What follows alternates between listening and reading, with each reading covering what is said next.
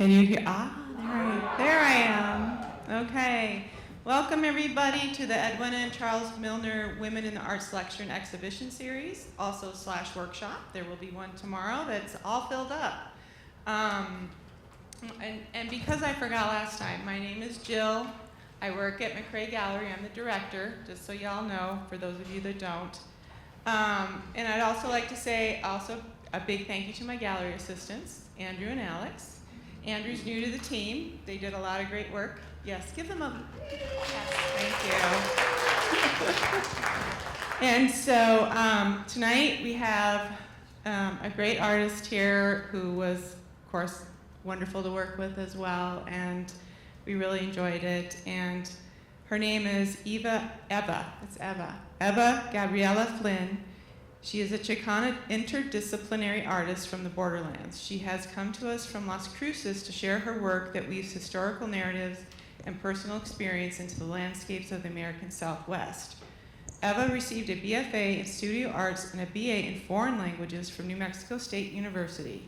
She received her MFA from University of Wisconsin-Madison, yay Wisconsin, with a concentration in painting and drawing. Her work has been exhibited both nationally and internationally. Please welcome Eva.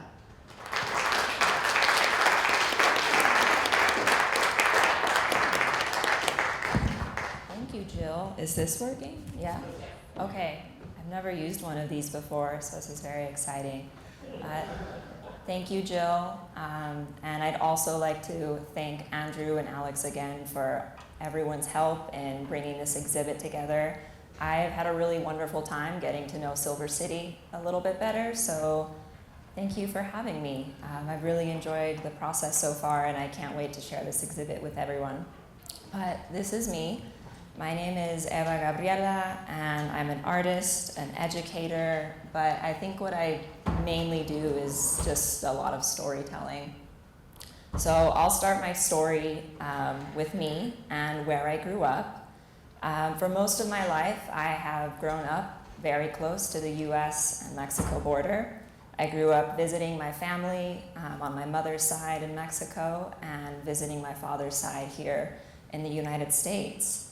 When I was younger, I grew up between the Tijuana and San Diego border, and I like referencing this image because, well, I didn't take it, but I have memories of this park without the border wall or without the fence as it stands today.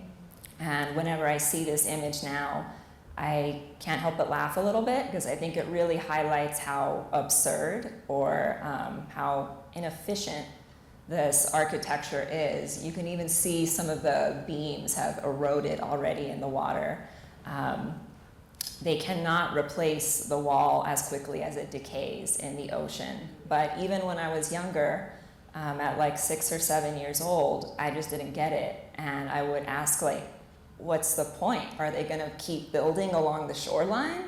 Are they gonna keep putting it out? Like, can't you just, what are the fishes doing? What are the birds doing? I don't get it. And this is a mind frame that I guess has never really left me. This is a photograph that I took relatively recently, much closer to home now, where I'm based in Las Cruces. This is a photo of the Juarez and El Paso border crossing on the Juarez side.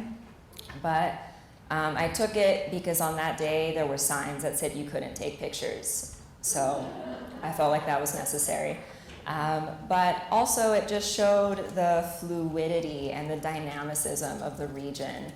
When I took this photo, I was going to go back to the University of Wisconsin and present some research. And I really wanted to highlight that these border towns are stacked up against each other. Their economies, the culture, the people, the landscape are intertwined.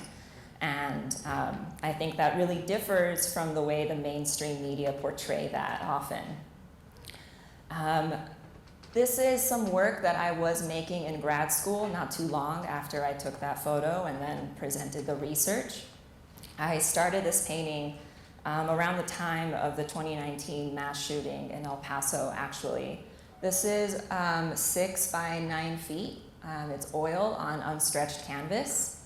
I really like working with oil because it's an immediate material. It's allows me to just kind of do whatever you want on a canvas. You can make it dry slow, you can make it dry fast, you can layer it, you can thin it. But when I paint, there's no sketching. I'm sketching directly on the canvas. So everything that was being painted was a response in real time to the news of the shooting as I got it. But this is very different than what you'll see in the exhibition if you have a chance to see it. But I want to talk about it because it really shifted the way I started to think about my work, and it shifted, well, kind of like set off some light bulb moments. There's kind of a funny story behind it. But when I made this painting, I shortly had a studio visit from an artist and a professor. And it actually was like one of the worst studio visits I've ever had. Nothing has ever topped it. It's been like the worst thing ever. But it was kind of funny, I promise. In this studio visit, this artist really didn't like the painting. And that's okay. Sometimes I hate it myself too.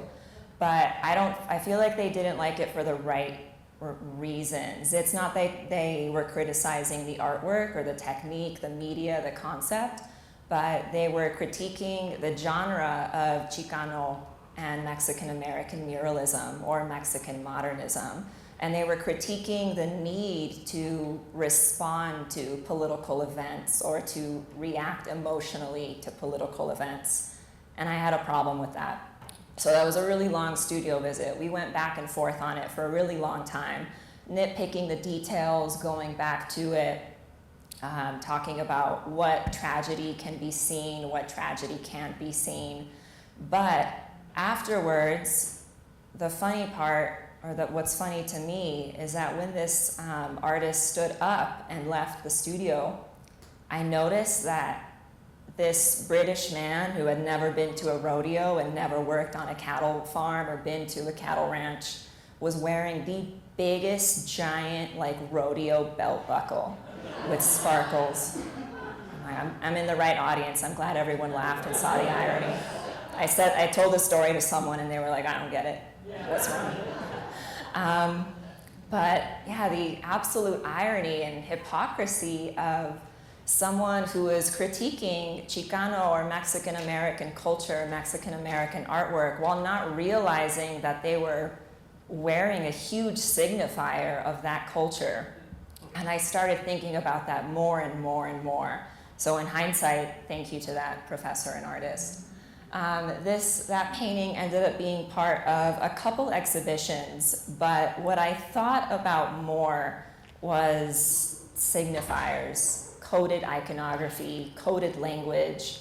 What images or what small icons do we use to,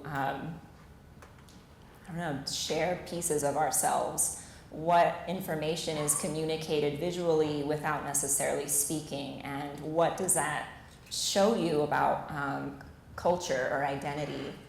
So this is another piece that I made a few years ago, but it continues to be one of my favorites. This is a small music box. It's made with cherry wood, and I really liked working with cherry wood because there's like kind of a mythology behind it. There's a story of like the first president, George Washington, like knocking down a cherry tree and whatnot. It's also just aesthetically a beautiful, beautiful material to work with. So this is just a bandsaw box. It's reinforced with some finger joints. The grass that you see is just synthetic lawn grass. The little snake in the middle is hand carved, also made out of cherry wood. And then the sky, which is a motif that I use more and more and more, is painted with oil. But when you open it, oh yay, the video worked. When you open it, there's a light sensor. So once exposed to light, it'll trigger a song to play.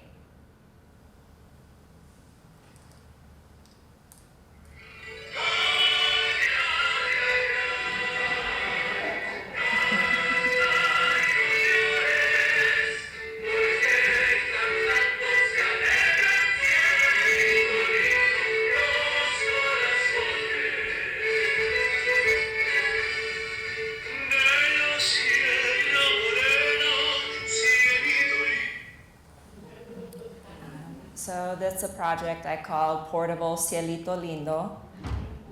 This is just a backup slide in case the video didn't work, because I never get it to work, but Jason is amazing. He knows what he's doing. Thank you, Jason.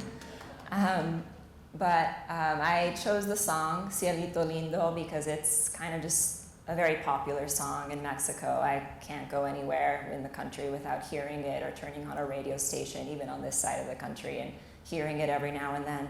So it's something that, on one end, feels very authentic to my family, my memories, but on the other end, it's something that can feel a little superficial. So when I made this in Wisconsin, there is a very popular restaurant in Madison and in Milwaukee called Cielito Lindo, and everyone was recommending it to me over and over again. And I have no disrespect if anyone really enjoys that restaurant, but they said it was like the best Mexican food that you could have, and I thought it was just so gross, but that's different. But I really enjoyed this tension and exploring these moments where things that could feel very, very authentic are also seemingly superficial and catering maybe to a different audience or catering to something that almost starts to feel touristy. There's like a little bit of truth and a little bit of falsities in both of those things, and those are the moments that kind of feel true to me in a way with my dual background, but they're also just fun to explore. This is another box made with cherry wood, and this is where I was trying to hone in some more skills. There's some dovetail joints, but I didn't photograph the side where the joint is chipped a little bit. This project, or this piece, is titled The Impossibility of Holding Something You Can't Contain. I think about paradox a lot. Things that are true but also false, things that hold multiple truths, as I think that's an experience that you are immediately confronted with when you live on the border. So much of the world or so much of mainstream narratives are sold to us as being binary, black and white experiences. But I think when you grow up in a region like the border, or when you grow up holding multiple identities, you kind of snap out of that very instantly, or maybe you find that out to be a little bit sooner. But I chose my sky motif here again. I think skies are very beautiful and poetic in one way. They hold so much hope and potential and symbolic meaning for brighter futures. But they're also just an icon of the Southwest. If you go back and study landscape paintings, in particular of the Manifest Destiny era, you'll see that these landscape paintings that were made as propaganda are actually focusing most of the composition on the sky rather than the landscape, because again, they wanted to show that potential. But here I'm kind of recontextualizing that, taking that vocabulary and turning it into my own. So the sky motif is painted, it's put together, it's puzzled, and you can assemble it yourself piece by piece. But there's no land, no territory, no boundaries in it. I think a lot about how good, I'm in the right audience again. I love talking to New Mexicans. When I do this outside of the state, they're like, what's wrong? I don't get it. Like, it's a desert, cool. But this is actually a picture that I took just at the local Sam's Club where I live in Las Cruces, and every now and then I go back to check if they still have it. Sometimes they do, sometimes they don't. But as you all already know, maybe, I don't have to point it out, but there are no saguaros in New Mexico. But they are such an icon of the American Southwest, such instantly recognizable imagery, the ultimate symbol of the desert, that they're everywhere, that even things that are sold in New Mexico, like, I don't know, is there no quality control? There's no check? I don't get it. But these are the moments that I really think about, like how is it that sometimes images feel so true to the region, like a beautiful sky or a beautiful sunset can exist side by side in the same world as something like this. Who determines what's true? Who determines what's authentic? And do I have the right to say what's authentic? I don't know, I'm exploring it. But these are the ideas that led me to create the body of work that you'll see in the exhibit and Made of This Place. I kind of take the vocabulary or the lexicon that the world is giving me, and then I recontextualize it, sort of like a scrambled Mad Libs kind of thing.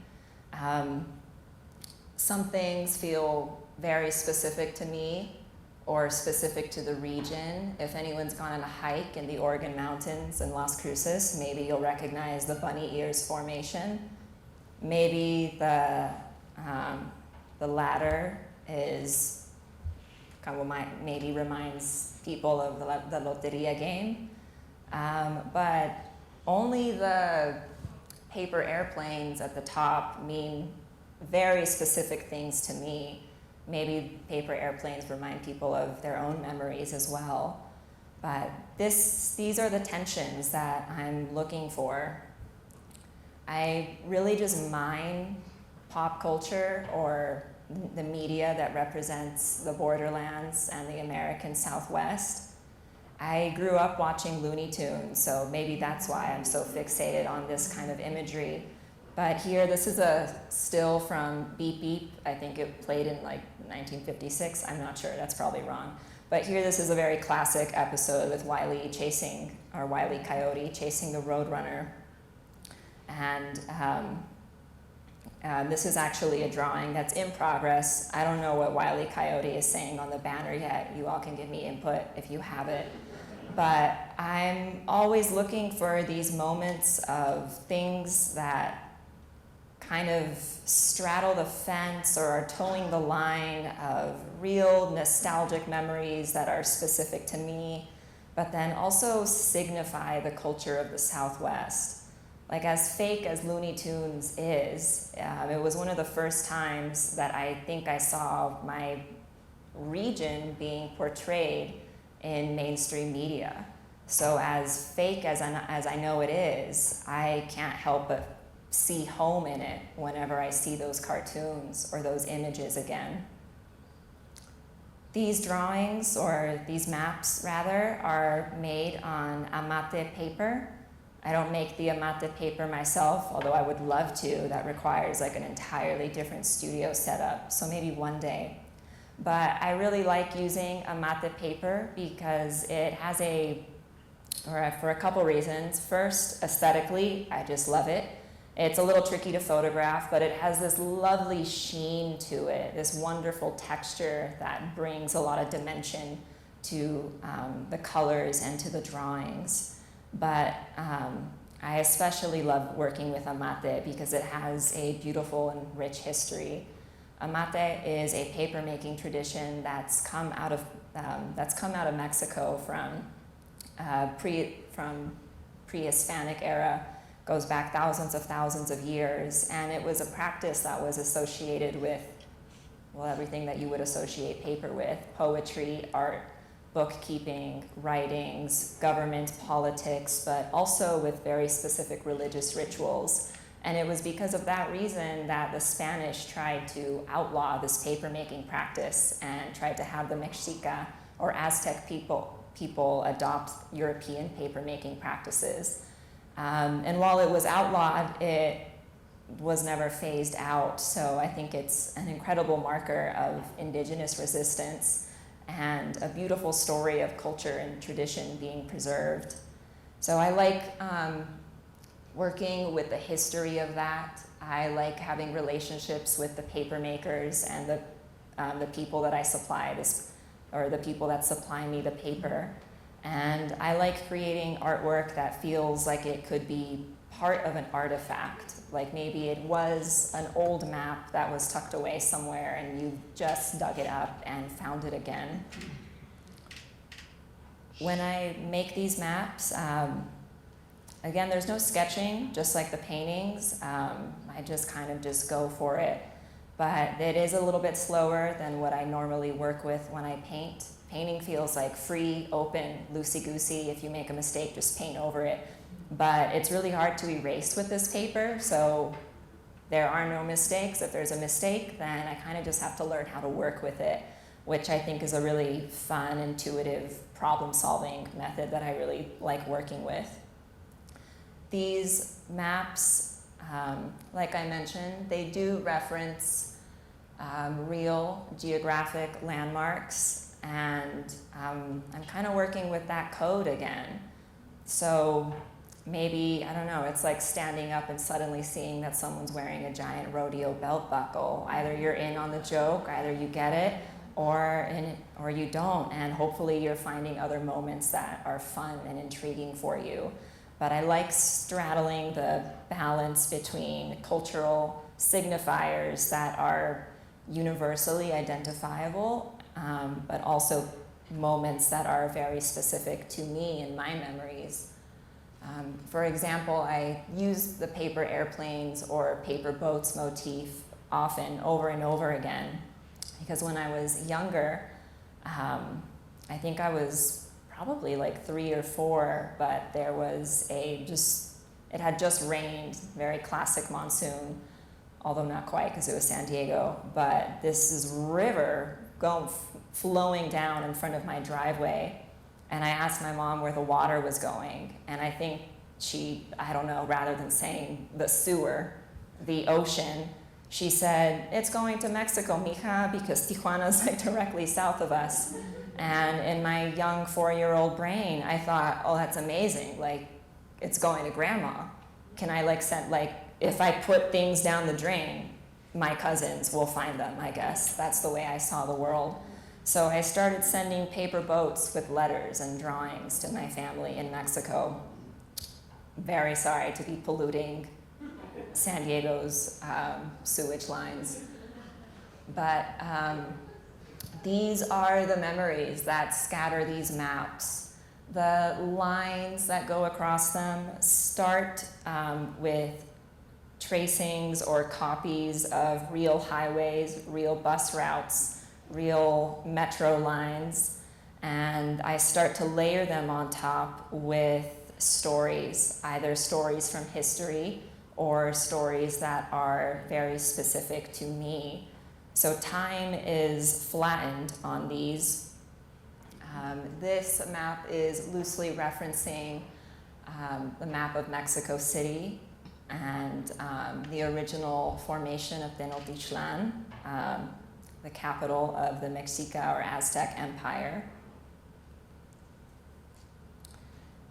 This piece is relatively new to me because after drawing and drawing, I don't know, I just really miss painting. Painting was where most of my training comes from, and painting, I think, is just so immediate, or at least the way I paint. Like I said, like if you make a mistake, you can just paint over it. And there's something really freeing in that, especially when I'm working with pieces that feel personal and intuitive. I want to make sure that there's that open communication between me and the canvas and the artwork. I don't want to second guess the imagery too much. If I start thinking about it too much, then I feel like I lose the kind of childlike, kitschy, whimsical, kind of fun, playful nature that I like to keep in the maps. But I started experimenting with trying to bring over the textures of the amate onto a canvas. So this painting has had multiple lives. In order to get this rugged texture on the canvas, this is, I don't know, like 5 other paintings underneath it, where I would paint an image, a landscape, paint over it,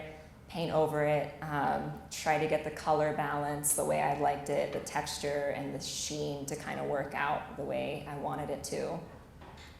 But even though this is a more formal or a traditional painting, to me, they're always just maps.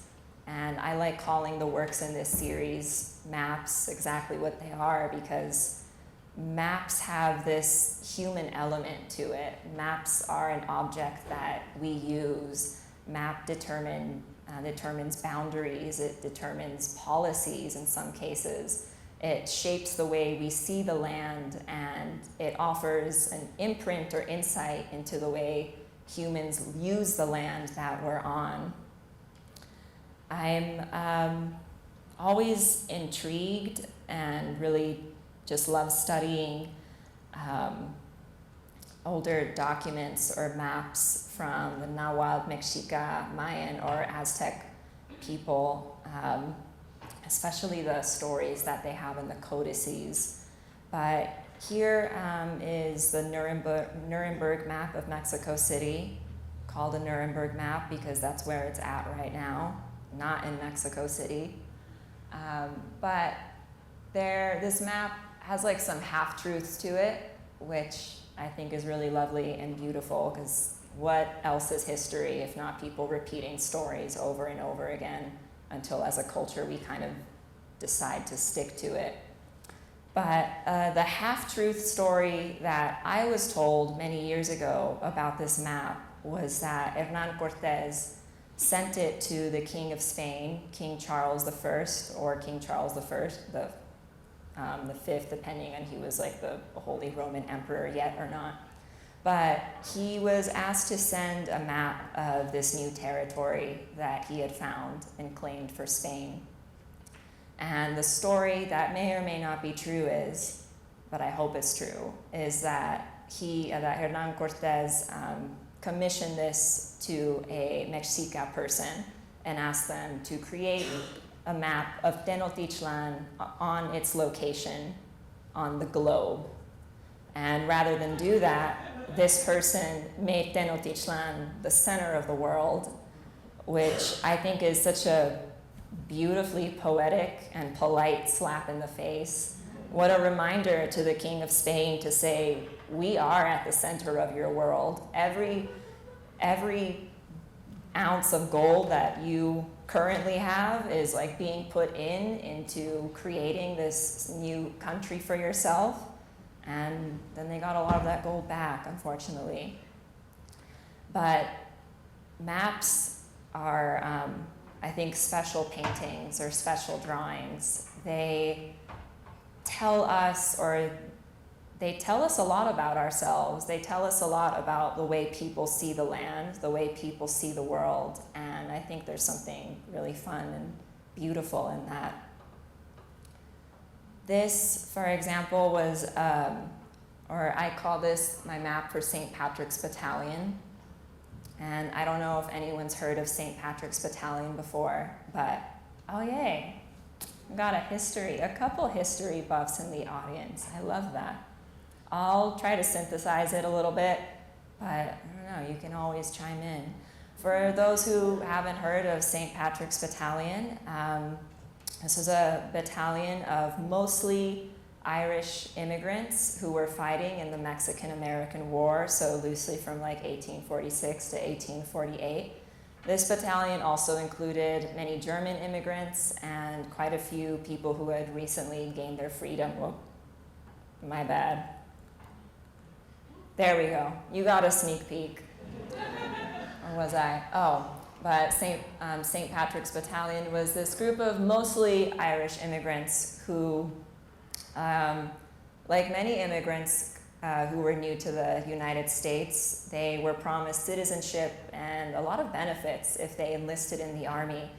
They enlisted in the Army and then were immediately sent off to fight in the Mexican-American War. And according to some of the evidence or documentation we have of them, they weren't having a good time, which most people aren't in war, I'd assume. I wouldn't know. Sorry, I just hit the mic. But the people of St. Patrick's Battalion documented feeling very different. They said that they got less rations, they were worked more, they were paid less. They weren't enjoying their experience. But what really was the cherry on top for them was when they made the connection and saw that to fight against Mexico meant that they would be fighting against Catholics, which really felt like it went against the DNA of some of these Irish immigrants. Not only were they fighting against Catholics, but they saw themselves in the Mexican people more so than they saw themselves with Americans. They saw Mexico as a underfunded, smaller military fighting off a significantly larger military who was taking their land. They were fighting off an imperialist regime, and something that Ireland has a lot of history with England.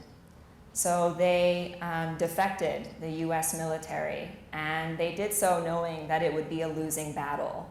They knew the funds that the US military had. They knew the weapons were newer and a little bit better stocked and more deadly than the weapons that the Mexican military had. But they left anyway, and they felt that it would be better in their conscience to fight for Mexico rather than fight for someone who they identified as the enemy.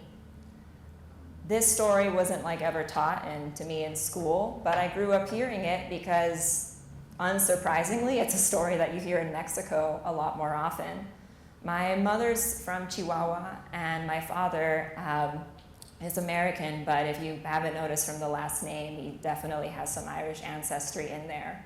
So I grew up hearing the story, and I felt like I could identify with them a little bit. It felt like there was a precedence for my mixing, my family mixing. Sometimes in some parts of Mexico, depending where you're at, if you have red hair, they'll call you like Patricia or Los Patricios, like referencing that you're part of St. Patrick's Battalion, or the joke that you might be a descendant from St. Patrick's Battalion. The chances of that are very, very rare, though, because the United States Army captured the remaining members of St. Patrick's Battalion and hanged them all, which is a war crime, by the way, in case anyone didn't know that. But one of the U.S. military's largest war crimes to date. But this map references some of this history, references icons where certain battles took place, ending them at the Castillo de Chapultepec, where they were eventually hanged. But then there is a disco ball, because my Mexican mother met my Irish-American father at a disco in Mazatlan in the 80s. So these maps negotiate these real stories with these kind of half-truth memories. Time is flattened, and while if you're trying to follow the markers on the map, I don't know, you might get lost if you're literally trying to find a specific location. But I see them as maps for memories or maps for psychological spaces. When I was doing research for this map, I got just really reinvested in the stories of St. Patrick's Battalion. Like I said, I grew up hearing it for most of my life, but it was something that I didn't really study in school. That's not in the textbooks. And I was really intrigued with these letters or notes, little pieces of evidence where it seemed like the flag that they would fight with changed every now and then. For the most part, people describe it as being green and gold with text that said Erin Go Brock on it. Some people described it as being kind of blue, more gray-like. And I found myself sketching these flags based on their descriptions. And then from there, I would sketch new flags, thinking if I could redesign a flag for St. Patrick's Battalion, what would it look like? And from there, if I could redesign a flag for someone with no country, what would that look like? So this is where my flag series, where some of these, or actually most of them, are on display at the gallery right now. These flags, or this earlier batch of flags, is not made with natural dyes. These are polyester, where they've been specially made to be printed with some photograph collages of the sky.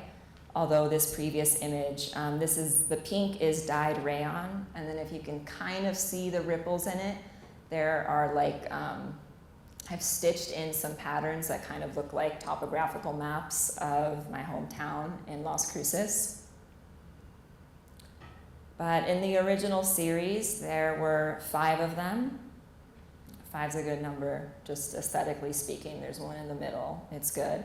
But also kind of references a site not too far from where I live called like 5 Points, referencing the border of 3 states and 2 countries. These flags are, I think, pretty similar to what a real flag might look like, or whatever you would consider like a real flag. The iconography and the colors are minimal. They're structured. The iconography of these flags has stars, crosses, and cowboy silhouettes, which feels very, very Southwest to me, but at the same time, a little touristy and kitschy. I always love those tensions. But as I kept making them, I started to think about what a flag from the borderlands would look like. What would a flag from the Southwest United States or Northeast and West Mexico look like? Flags, I think, have a drama and urgency to them. Again, they're an object that people interact with. They're an image or an object that establishes identity and reclaims territories and boundaries. They're signals, they're warnings, they're signals for help sometimes, but they feel very urgent to me. Thinking about Paul Revere running along the East Coast saying, like, the British are coming, rallying the troops, and people are bringing out their banners to fight. Or during Mexico's War of Independence from Spain, rather than bring out the finished flags, because not all of them were finished, they brought out banners from churches of La Virgen de Guadalupe. What would people take out with them if there was a sudden, fast, and urgent need for that? I started using found fabrics, old sheets, and natural dyes with pigments that could be sourced in the Chihuahuan Desert, or at least easily sourced at home within the context of my hometown region. So these flags are dyed with cochineal, which I'll talk a bit more about, but especially the one on the left here. This is this kind of brown, leathery textured look. Gets its color from onion skins and pecan shells, products that sort of define the agricultural economy in Doña Ana County, and also impact a lot of the water rights usage, which I like thinking about, but sometimes gets a little bit too much to talk about within like a 45-minute time span. But these flags started to move away from iconography, as I think they themselves are the icon, and started to adapt this more patchy, quilt-like look. I like the idea of them looking like a fake object or a fake artifact, something that was used, reused, put outside, maybe brought in, and maybe with every change the region has gone through, maybe the flag has gone through that region, or the flag has gone through those same changes. I'll talk a little bit about using cochineal or cochinilla, but I won't talk too much because I'll save that for tomorrow's workshop. But for anyone who might not be familiar, cochineal is a tiny little beetle, and I haven't seen too much of it around Silver City, but I also haven't really been looking. Like halfway on vacation, sort of. But cochineal is a small bug that lives on nopales, or the prickly pear cactus.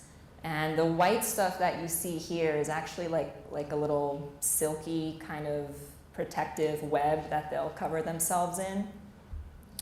But these little bugs, if you scrape them off a cactus, dry them either in the sun or in the oven, or just, I don't know, roast them over a fire. I've never done that. But if you dry them, grind them down, you'll get this very, very deep pigment where you're able to make anything from black, brown, purple, pink, or orange. When the Spaniards first came to the Americas and they saw this, supposedly it was this beautiful, wonderful surprise for them, because a red pigment didn't exist in Europe, or at least not a red pigment that was as flexible and as permanent. The closest pigment Europe had at the time was vermilion, which also came from a beetle, but it's a little bit deeper.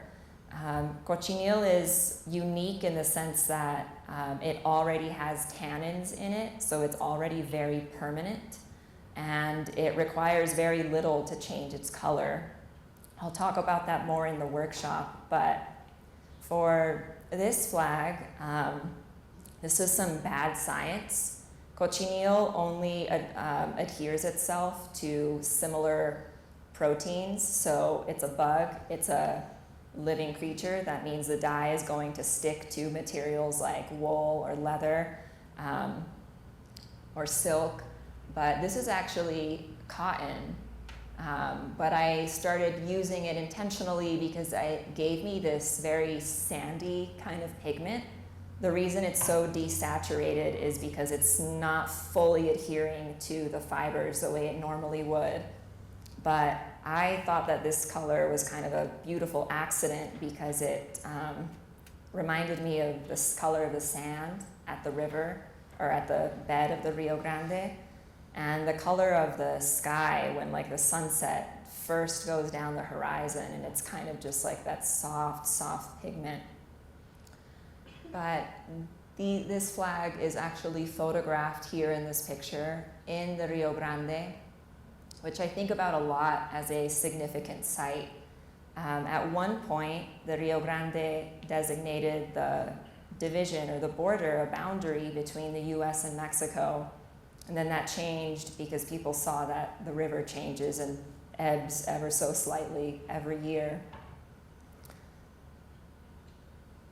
Here's that flag again in the Rio Grande, where in some parts of the country or some parts of the Americas, it flows very, very strongly. The current is so strong that people can be hurt and can be drowned in it. But in my hometown region, it's rarely ever flowing at full stream. A few decades ago, the United States cut off the water in an attempt to preserve the water, but also in a negotiation tactic with Mexico, so that Mexico would not be receiving as much water as it normally did. And this has been a decision that has forever changed southern New Mexico. This area that used to be grasslands is now mainly shrublands. Still beautiful though, I think.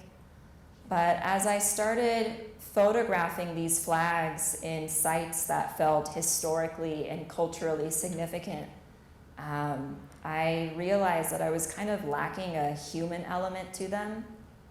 When I encounter flags, I usually don't find them just in the middle of the desert.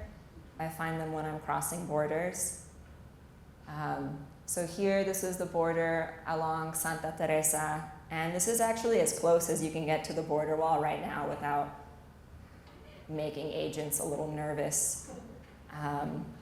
But here's the flag, not too far from where I'm at, or from where I live.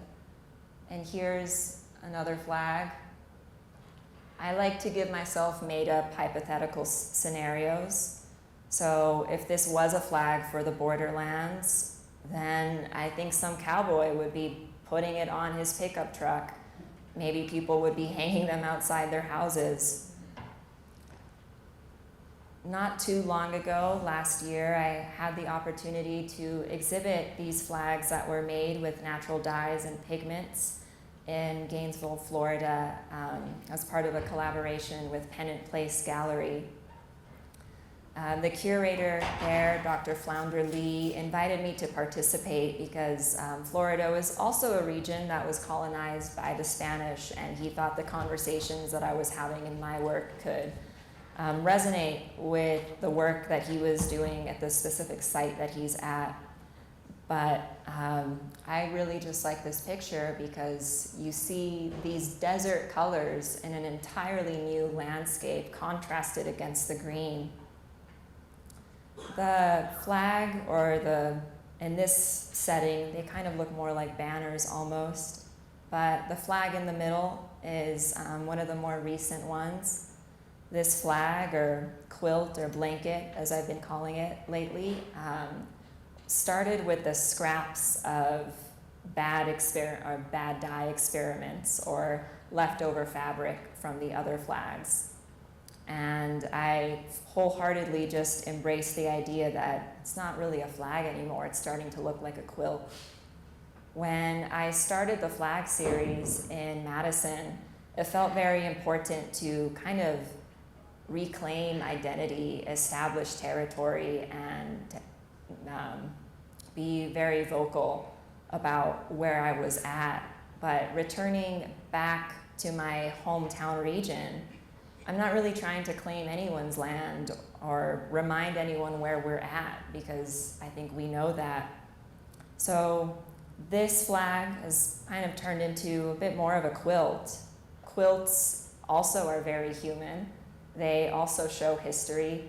They're repurposed, recycled, made from all of the fabrics that we love, made from used t-shirts, older blankets, old bed sheets. This quilt is made of the cochineal that I started growing in my backyard, and the cochineal that my neighbors accidentally but not intentionally are cultivating in their yards as well. It's made with the creosote that I gathered after a big monsoon season. They're made with the pecan shells that I find in my backyard, and made with the rosemary bush that my mother has been growing in her backyard for almost 20 years now. This flag is, or this quilt, this flag, it's both, it's neither, it's a paradox. This quilt is made of all the things that are very near and dear to me, and that's what's at the core of my exhibit, where I'm exploring the relationships with identity, belonging within the Chihuahuan Desert and within the Borderlands. And I'm really thankful that I have a chance to share it with you all. So thank you.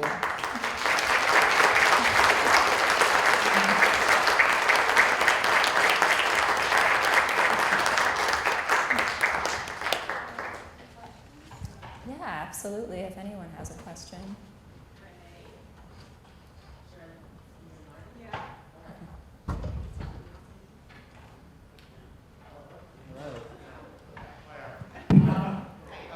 Hi? Yeah, hi.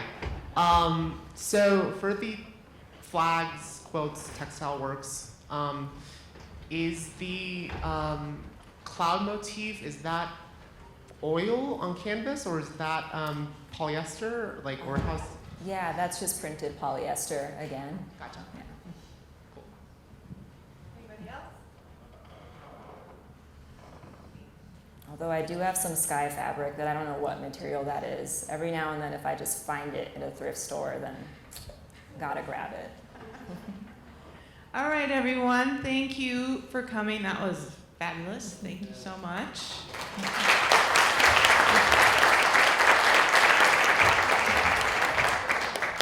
We hope to see you up there tonight. If you can't make it, tonight the gallery is open Tuesdays through Friday, 10 to 4. So please stop by. And otherwise, we'll see you up there. So if you have any more questions, we'll be up there shortly. Thank you. Thank you.